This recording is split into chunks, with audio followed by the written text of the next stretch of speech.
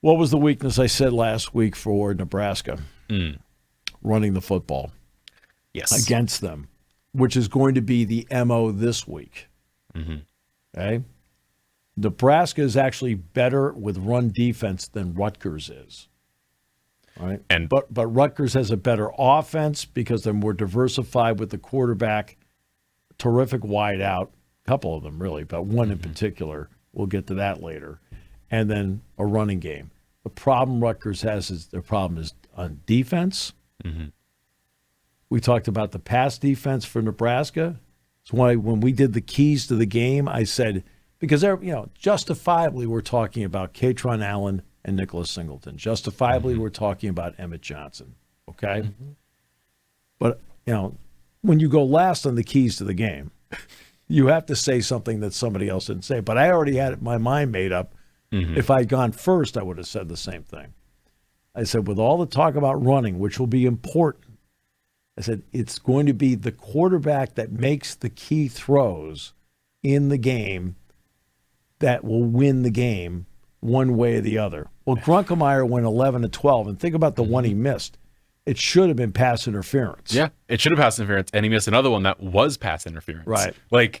He, for all intents and purposes, had a perfect game in terms of just sheer and he threw the ball beautifully. In other words, there was not. Remember, I'd said against Michigan State, a couple behind, kind of hung out. Kyron Hudson out to dry in a play, and he made a whole bunch of really good throws in that game. But he made a couple throws where, Jack and I are like, okay, right? Not Saturday night.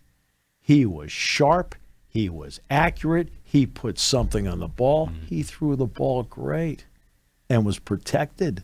Although the one he threw to Ross that got inside the 20-yard line, boom, they got through. He got out of it. Boom, threw it. Right, made the play. He played a beautiful game.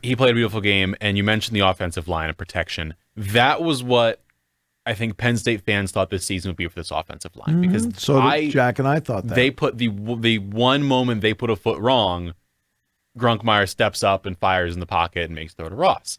Outside of that, I cannot remember a moment in this game against Nebraska. He got sacked once. He got sacked once, but I can't remember a real moment where I was like, this offensive line isn't having an incredible game. Whether it was Vega Ioane in the second quarter finishing a block and throwing his guy Michael Orr style 30 yards downfield.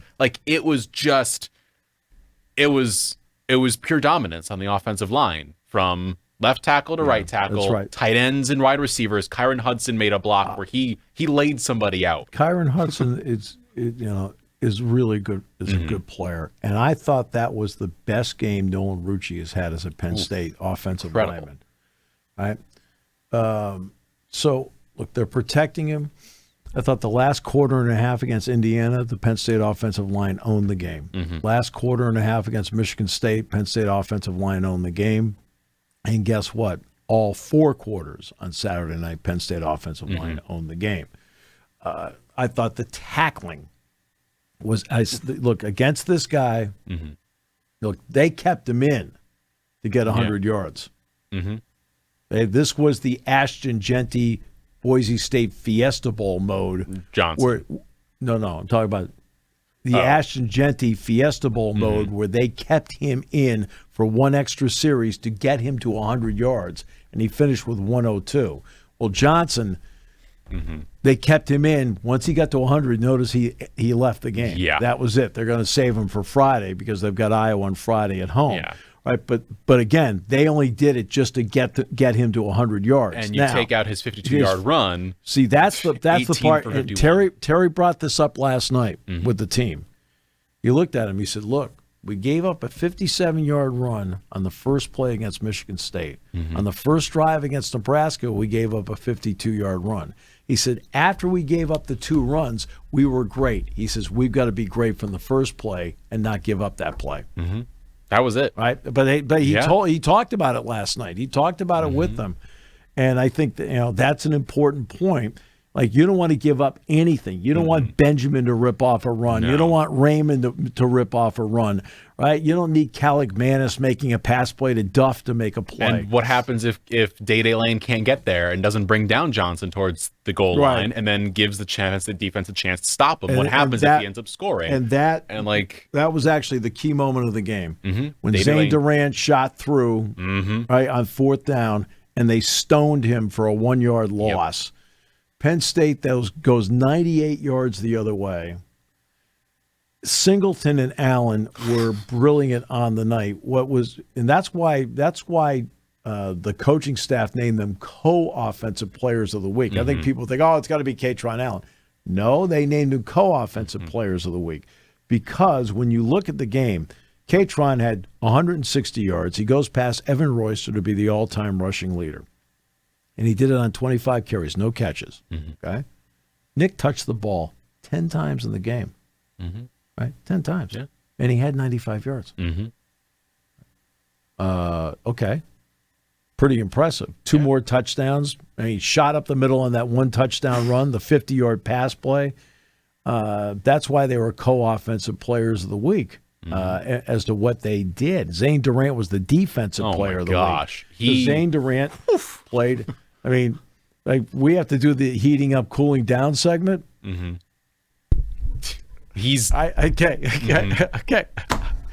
Got one right. I said 3 players tonight: Dennis Sutton, Zane Durant, and one of the tight ends. Right, and Rapplier caught the touchdown pass, his first ever, and Reynolds. You have on the fake punt again. And you watch the blocking of Dinkins. Oh, my gosh. Dinkins, Dom Ruley. Yeah. Like, it was. Yeah, Dom Ruley was a special teams guy. Yes. Okay. So, for what they've done. So, what they've done, look, that was a complete game. They dominated offense. They dominated defense. They dominated special teams. Well, except for one area. The special teams. Look, if a guy like Barney is a really good kick returner, you got to take him out of the game somehow, okay? And I don't know, and this is something I have to talk to Justin Lustig about. I just want to ask him, like, was the goal to kick the ball high and cover it right now because it's late in the season? Is that about as far with the wind conditions as Gabe can kick it, right? Because he kicked the one out of bounds, so they got it to 35. And then, to be honest with you, the one touchdown that Nebraska had was a total gift. Okay? What are these people watching out there? Okay? On the punt, he gets hit. Okay. Who did he get hit by? By his own player. He got hit by his own teammate. Because who was it who was on the Davian Collins. And he fully, like, moved out of the way. He shifted out of the way. You can see it on the replay. It's worse than that. Yeah. First of all, he gets held. Yeah. Okay? He's held. Right? And then the guy hits him. So I talked to AC last night after practice. I said, just to let you know, I said, Jack Ham and I had your back on the air. We explained that you did literally nothing wrong, that Nebraska did everything wrong. I said, and that the officiating crew compounded it. Right? He says, I appreciate that. I said, no. I said, you did nothing wrong on that play. All right? I mean, you look at stuff like that. Stop guessing. Now, that's not a challengeable play. Okay? The only penalties you can challenge are, did the quarterback go over the line of scrimmage?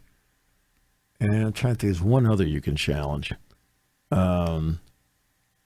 Intentional grounding. Did the ball cross? Did the ball cross the line of scrimmage? The line of scrimmage. So intentional grounding and going over the line of scrimmage, those two you can challenge. Those are the only penalties. You can't challenge interference. You can't challenge holding. You can't challenge punt interference. I mean, you can't do any of that. I mean, you're not allowed to challenge it. And I understand that because I think once you start challenging penalties, it becomes kind of a free-for-all. And, there's only so much time you play the game. Right? But that was like, we're watching and we go, that's a bad call. That's like, and that gave them the ball. Instead of having the ball at the 26, they got the ball at the 41. So it made life a little bit easier for them. You take all of this that we've talked about, Grunkemeier's play, the play of the offensive line, the running backs, the receivers, this was the most complete game Penn State has played. Yes. Where, I mean, we haven't even discussed completely the defense yet. Where the Penn State defense, you mentioned Zane Durant stonewalling. Well, I Lateef mentioned the and tackling. Johnson. I mentioned the tackling. Amari Campbell played lights out tackling. Darius Dixon had, I think, 8 tackles on the day. He played well. But again, they tackled well again, like they did against Michigan State, against a guy whose MO is justifiably he's earned it. Yeah, a guy that breaks tackles. They did a great job of tackling him, getting him to the ground.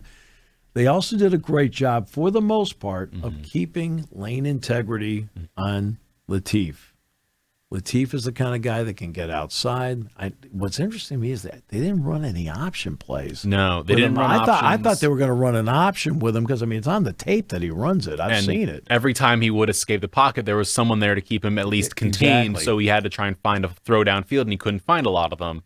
And that gave Penn State time to chase him down and bring him down either for a 1-yard gain. Like, it was limited. Yeah.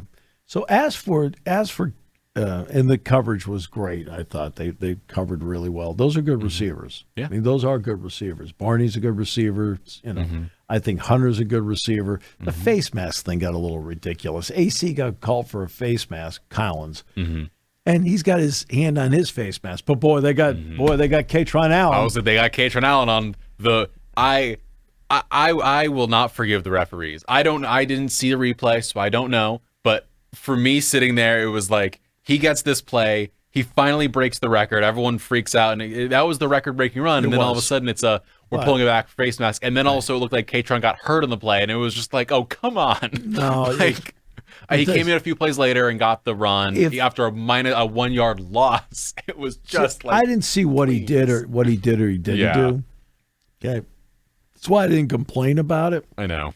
But the problem I have with the call is when AC got called for it, he pulled back right away. He did put his hand on it. That's legit. Yeah. But Hunter stuck his hand right in his face mask. So that's okay. But it's not whatever. It's like that's water under the bridge. Now, as for the record, okay, Kaytron Allen officially the number one all-time Penn State leader. I want to get to the asterisk crowd. What's wrong with you? What is wrong with you? Okay, well, he's gone 4 years. And? So what?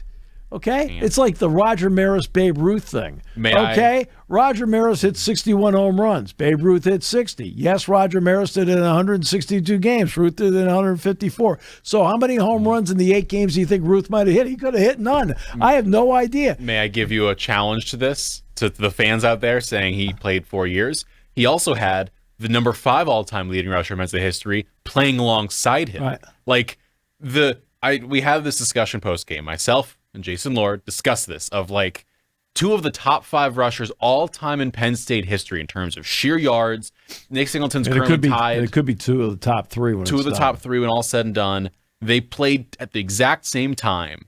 And it wasn't like even a Saquon and Miles Sanders, where Miles Sanders was clearly a secondary. They were for 3 years were splitting reps. It was 15 and 15, and that was how it was done. Well, that's why he's able to. One of the reasons he's able to do what he's doing this season, because he's fresh, is because he's fresh. I mean, that splitting of reps, because Timmy Singleton, who is Nick's dad, talked to Kaytron about this, about how much fresher he's going to be when he goes into the league because of the way the setup is. I mean, it was Tim that talked to them about it. Kaytron is a special kid. People talk about NIL and what it can mean. Everybody knows everybody's getting money now. But Kaytron came here, and he didn't want to smile. He didn't talk much. Right? If you said something to him, he goes, "Yo, dog." I'm not joking here. I'm telling you, like, those are my interactions with him. Well, part of the problem was, Kaytron's teeth were not perfect, all right? So as part of the NIL deal for him, he ended up getting Invisalign. It changed everything for him. You see him smile now? Look how great his teeth look. Well, the second that happened, he became Chatty Cathy. Right? Because now his personality came out. and how funny he is, and everything like that. It's so, when people talk about NIL, well, without that as an example, that really helped him. It helped him come out of his shell because now he wasn't self-conscious about it. And it made such a big difference for him. He is such a talented guy. I'll never forget on National Letter of Intent Day, I'm emceeing it, and Jay Sider at that point was the running backs coach. And, so it was his job to announce, hey, they'd get Singleton, right? And then he was going to announce Kaytron. And, of course, his nickname is Fatman. Okay. And it goes back, when he was a baby. He was like Chop Robinson was the older. I saw Chop on Saturday. He was nicknamed Pork Chop. Yeah, because he was 14 pounds. Yeah. Like, holy. Which, you know what? Fair. Oh, no. He told that story at quarterback club, and every woman in the room went, oh. Right, the guys are like, really? That's a problem? It's like the woman like, yeah, it's a problem. Right? So Fatman's getting announced. So he gets announced, and I looked at him, and I said, Jay, that's interesting. 2 running backs. He said, Steve, it'll be worth it. He said, this kid's worth it. Like, we knew Singleton because he was in state. Okay. And Kaytron is, out of Norfolk, but he went to IMG down in Florida. And he said, Steve, this kid will be worth it. He said, take my word. And Jay was right about that. He's been worth every ounce. That playoff run last year, oh my God, he was a big reason why they got there because he fueled it with that offensive line. We're seeing the same result now here at the end of the year with this offensive line and Kaytron Allen and Nick Singleton together taking over games. And what a difference it makes. Now, the only people that should have complaints, because remember, the rules have changed over the years. Yeah. Right? Lydell Mitchell could only play 3 years. There were no red shirts in his era, and the freshmen were not allowed to play. Franco Harris, freshman, not allowed to play, no red shirts. He played 3 years. Charlie Pittman, no red shirt, no freshman year, played 3 years. Okay? It wasn't until 1974 freshmen were allowed to play. So that's one. Now let's get to the second one. And this is the one that, in my opinion, they need to take a look at. Okay? Up until 2001, bowl stats did not count. Interesting. In other words, Ron Dane ran for all those yards at Wisconsin, but all of his bowl numbers don't count. So I'm going to give you an example. You know who the all-time leading rusher is for Penn State in the history of bowl games? It's Kurt Warner. Ooh, and he's, of course, sitting here 4th all-time, 33.98. Like, he had over 400 yards rushing in bowl games. He had 3 consecutive 100-yard rushing games in bowl games. Fiesta Bowl, first play of the game against Ohio State, took it 64 yards for a touchdown. Okay, next year, Fiesta Bowl, USC. Yeah, Marcus Allen, Chip Banks. Well, Chip Banks would be defending him, right? First play from scrimmage for Penn State. He took it 60 yards for a touchdown. Then the next year, against Georgia in the national championship game, Kurt ran for over 120 yards. He outrushed Herschel Walker, right? He ran for over 400 yards in bowl games, right? But those numbers don't count. See, and that's where the argument comes in. But again, we're talking different eras. This era said freshmen couldn't play, you couldn't redshirt. This era said that freshmen can play, you can redshirt, but your bowl stats don't count. This era says you can, that freshmen can play, you can redshirt, and every time you step on a field, the numbers count, right? So you just go by what the era says. And look, in 139 seasons of Penn State football, has anybody rushed for more yards than Kaytron Allen? No, he's the all-time record holder. And that's... Case closed. We're done. Nobody else has done it. It is literally, like, why as soon as something fun happens and positive of Kaytron as the all-time leading rusher Penn State, is it like, oh, but... No, just, can we celebrate awesomeness for once? Kaytron Allen... I am so sick and tired of the negative Nellies of the world where you just sit... I'll sit there like this and go, really? Can you be happy for anybody? I mean, there are people out there just flat out aren't happy and they find something to complain about. This guy's been Criminal. great. Okay? Mm-hmm. Okay? I've called every yard of his career. Mm-hmm. Okay? I called every yard of Evan Royster's career. Yeah. I called every yard of Saquon Barkley's career. Mm-hmm. Like, come on. All right? So, right? It's Okay, ridiculous. guess what? Celebrate greatness. For anybody in that stadium, you saw a slice of history. On Saturday night. It was great. It was fun. Nobody else has ever done it. Okay? Nobody else has ever done it. So guess what?